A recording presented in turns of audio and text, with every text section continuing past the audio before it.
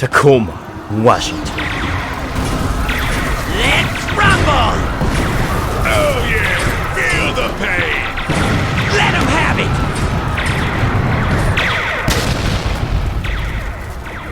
This is wrong. I do not enjoy this process either, but we are once again on our back foot. The waves scattered us. The menace is lost. Cybertron, Let me finish this guy. gone. Failure after failure. Loss after loss. But Cybertron is not gone. Part of it fell into the ocean and allowed us to escape the Autobots. Should we not go there and find ourselves again?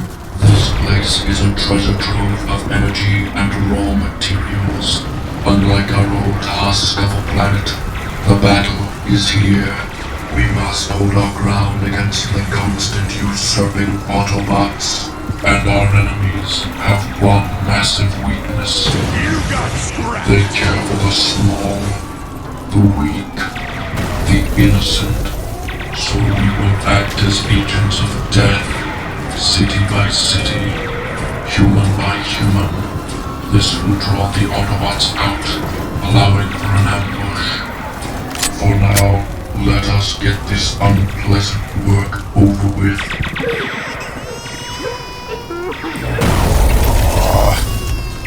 Hurry. Run.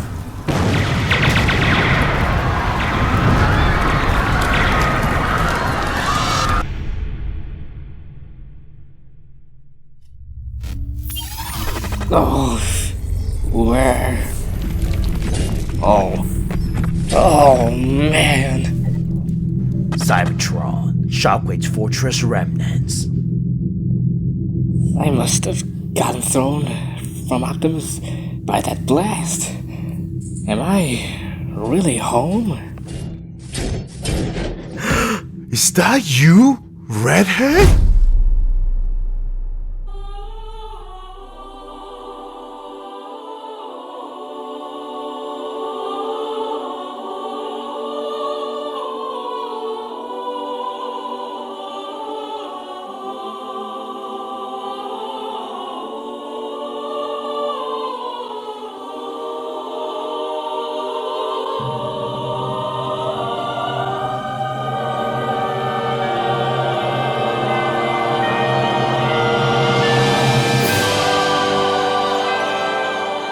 Hey guys, the Firebird is here. It's just me.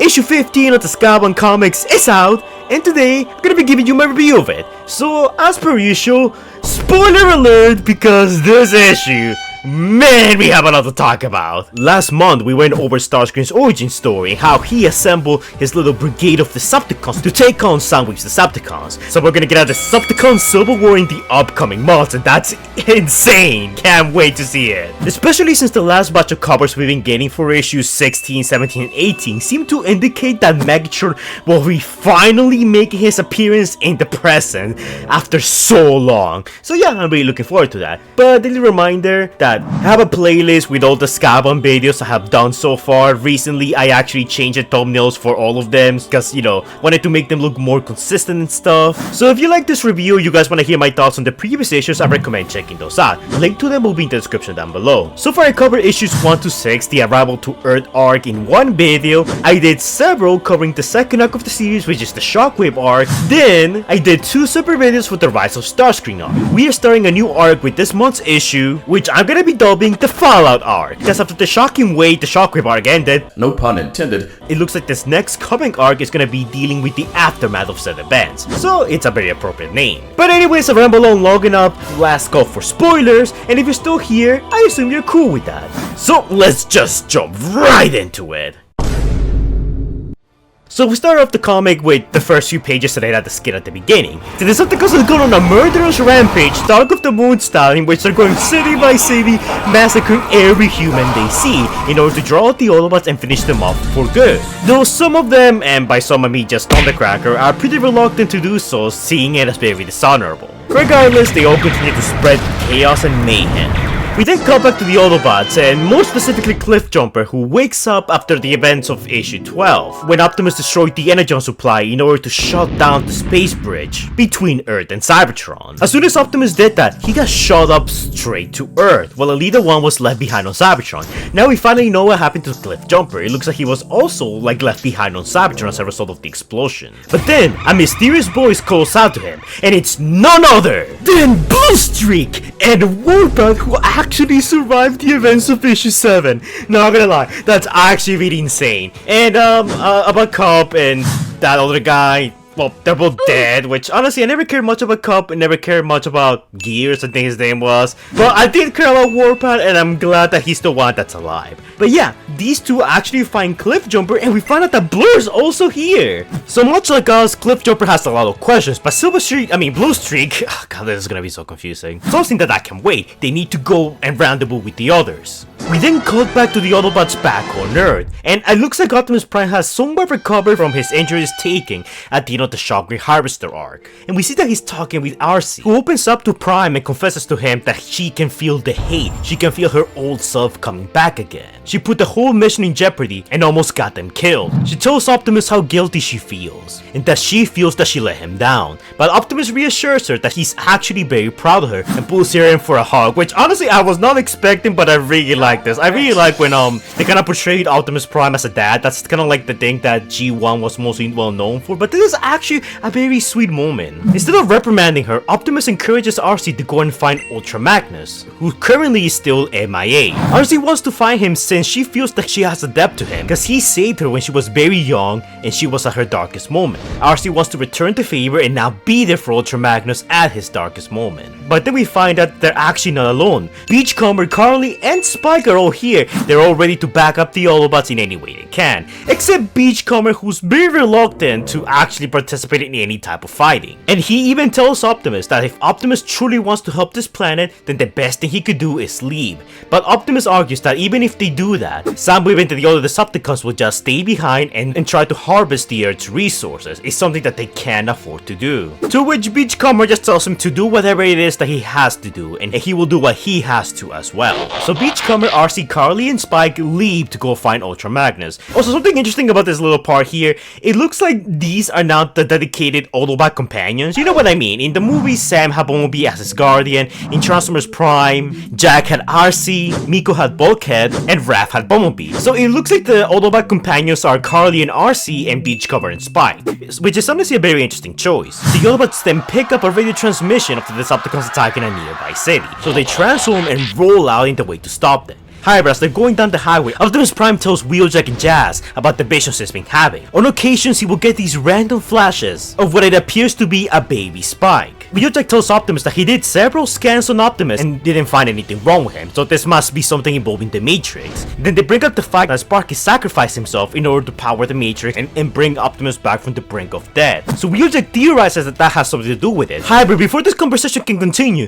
the Autobots are stunned as they see the city completely razed to the ground. The Decepticons have utterly destroyed it. Naturally, the Autobots go and try to save as many civilians as they possibly can. They're trying to help a bus full of civilians out of harm's way, when all of a sudden a bunch of law enforcement and other civilians that have taken up arms mistake the Autobots for the Decepticons and start shooting at them. Optimus pleads for them to stop before being shot himself with a tank shell, which causes Optimus Prime to drop the bus, and as he crawls closer to it to try and see if the humans inside are okay, he realizes that all the humans are dead.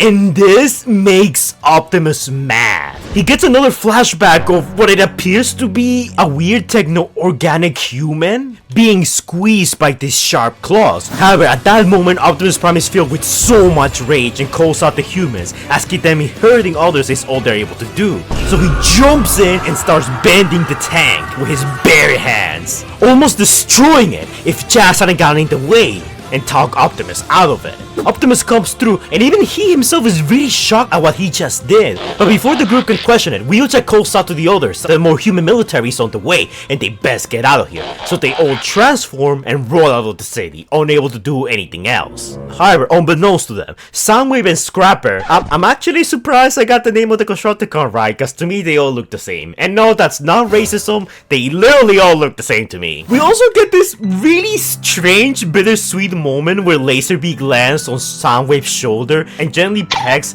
a Ravager's body. Might I remind you, has not been repaired yet and is still in stasis. And Soundwave reassures Laserbeak that I know our family's incomplete, but Ravager's repairs must wait, which is strangely sweet and a very nice characterization for Soundwave since he has been shown in the past to really care about his cassettes. Unless you're Frenzy, in which case he doesn't seem to really care that much. Soundwave sends Laserbeak on a mission, telling him to not come back until his mission is completed. Now, spoilers, Soundwave is actively looking for Megatron. And the reason why I know this is because we kinda got spoiled with the cover for I think is issue 17. But yeah, Megatron is coming, and oh boy, I am so excited for that. We then cut back to the Autobots on Cybertron. The Autobots spot a Decepticon scout. So Bluestreak pulls out a knife, covers the Seeker's mouth, and then cuts the Decepticon open. Now this is already pretty brutal, but what he does after this is even more brutal. Bluestreak opens up the Decepticon and starts sucking the energy out of him. Stop it. Get some help. Something that rightfully so disturbs Cliffjumper quite a bit. But Bluestreak and the rest of the Autobots don't seem to care that much. They're doing what needs to be done to survive and they have no shame in it. Just as Cliffjumper is questioning all of this, Elita 1 shows up greeting Cliffjumper. And while we don't really get a clear look at her, you can tell that she's not happy whatsoever. Understandably so, since Optimus kinda left her and the rest of the Autobots behind on Cybertron left to starve. What this means for Cliffjumper going forward, we don't know. But I think Elita 1 is gonna have a lot of anger she's gonna be discharging at Cliffjumper. We then cut back to the Autobots and Optimus is having a hard time explaining what happened. Something is not right and they need to get to the bottom of this immediately. To which Wheeljack agrees, but before that they need to bring back some other warriors. They need to increase their numbers. So Jazzu brings over Trailbreaker and they're ready to bring him back online using the machine from issue 5. However, before they can do anything, they get ambushed by Astrotrain, who seemingly destroys the machine and Trailbreaker along with it. Question mark? It's gonna be another Jetfire situation, isn't it? And also, what the frick is Jetfire? But anyways, Astrotrain lands, and Starscream and the rest of his brigade jump in, ready to finish things, and start shooting towards the direction of the Autobots. Optimus Prime gets ready for a fight. This time he's gonna finish Starscream off, only for Starscream to comedically speed right past Optimus, leaving him understandably confused. Only for it to be revealed that his true target is Soundwave and his boys, who have also just arrived at the dam at the most inopportune time ever. And then Onslaught calls for his Combaticons to combine into Bruticus, ending the issue in the most hype way possible. Good God, this issue was insane. But yeah, that's pretty much the end of issue 15. Oh my god, guys. Okay, so this issue, so much happened. It's honestly insane. This issue went to some surprisingly dark places. The Autobots on Cybertron gutting a Decepticon open, Soundwave's boys going on a murderous rampage, Optimus Prime unintentionally killing a bus full of civilians. This issue was very dark. There's a lot of darkness going around in the story so far, and I'm not saying that's a bad thing. I really do love when stories take themselves seriously. There's a fine line between being edgy and being serious, and so far Skybound is doing a really good job at balancing, you know, the seriousness with the lightheartedness. Because we also had some moments of, like, you know, of hope, of light, you know. We had RC and Optimus having that tender moment. It was like a father-daughter type of thing in a way. We saw a bit of goodness in Thundercracker as he spares some of the humans at the beginning of the comic. We cheer when we saw more Autobots on Cybertron and Warpath having survived his injuries from all the way back in issue 7. And even Soundwave himself, even though he just got back from committing a genocide, showed a bit of empathy to Laserbeak and Ravage. And I think we're gonna see more of that, especially with the plotline on Cybertron. Exactly what Cliff Jumper and Elita One's group are gonna do on Cybertron, I still don't know. I think they will somehow, arrive to Earth and join Optimus Prime there. Hell, we might even see the female Autobots from G1, which I kinda hope we do. I wanna see my girl Moon Racer again. But so far, the plotline on Cybertron is the one that I'm still a bit more, uncertain as to how this is gonna go down. Because I think the plotline on Earth is pretty predictable as of right now. Megatron is gonna be found by Laserbeak, and Laserbeak is gonna guide him back to Soundwave, who currently is fighting Starscream and his brigade. Megatron shows up, maybe he kills Astrotrain because I don't think Astrotrain's gonna bow down to him. Considering how Starscream betrayed Megatron and, pretty much left him for dead, I don't think Megatron's gonna be on the merciful mood. So, realistically, I could totally see Skybound killing Starscream off in the coming issues. But I think him surviving his fight with Soundwave just to fight Megatron, survive that fight, and come back again will be, I don't know, it will be very repetitive, and I don't think they will do that. So I think Starscream has death flags all over him at the moment. There was also a lot of dead in this comic, because we got the confirmation that Cup's dead, Gears is dead, at least I think that's Gears, and Trailbreaker might even be dead right now. And as for the Conehead, well, he doesn't really matter, that's just a random seeker. And this comic also opens up a lot of questions, like what's the visions, what's going on with that, like are the humans gonna be hostile to the Autobots from now on, because after that little showing at the city, humanity and the Autobots are not exactly in good terms at the moment. And will our B team of RC, Beachcomber, Carly, and Spike be able to find Ultra Magnus and convince him to come back into the fight? With the cover for next issue to be believed, where we see Ultra Magnus looking at the destruction that the Decepticons caused, and I think RC will find Ultra Magnus, but I don't think Ultra Magnus will join the fight anytime soon. I think he's still very traumatized after being tortured by Shockwave for billions of years. It's not a thing you just recover in one day, And also, I am surprised we didn't see any of the humans from the dam here. Maybe they'll show up next issue and try and help the Autobots, because last time we saw them, they were also at the dam looking at, how the Autobots were trying to revive some of their injured warriors. So we do know that at least those humans are on friendly terms with the Autobots, so they should be around here somewhere. And considering that the Autobots are heavily outnumbered while Soundwave's boys and Starscream's brigade go to war, I think the human presence here could be the thing that kinda evens out the tide of battle for the Autobots. And maybe even more so if Trailbreaker actually does survive Astrotrain's onslaught, because he does appear in the cover for next issue, so supposedly he actually did came back online before the machine was destroyed. Which, if he did, then that will give the Autobots quite the boost in manpower. But I don't know, right now, this could literally be anyone's battle. I could totally see Soundwave's group come out on top considering they have the stronger combiner.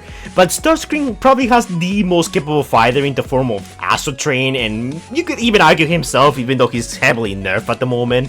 This matchup can honestly go pretty 50-50. But yeah, this issue was insane. I actually really loved the art for this one. I thought the art was great. There's a perfect use of a strong use of colors in this one. Warm, tender moments like the conversation between Prime and RC have these very calming, hues of purples and so on. And the more dire, negative, angry moments have this red hue to them, which make them stand out. And the scenes on Cybertron have this distinct lime green to them, which honestly, it kind of helps a lot, especially to break up the pacing here. But yeah, this comic was way more packed than I initially thought. And honestly, I thought this was insane, right? I'm completely out of words at the moment. But yeah, in my opinion, this was an incredibly strong start to the arc.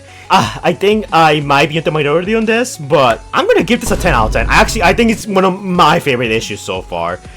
Maybe it's closer to a 9.5 out of 10? Yeah, probably 9.5 out of 10. I don't think it's quite 10 out of 10 yet, because I don't know how relevant the Cybertron stuff is. I feel like we could have cut a lot of the Cybertron stuff, because don't get me wrong, the Cybertron stuff was interesting, and I really did not expect the other of us to be so brutal.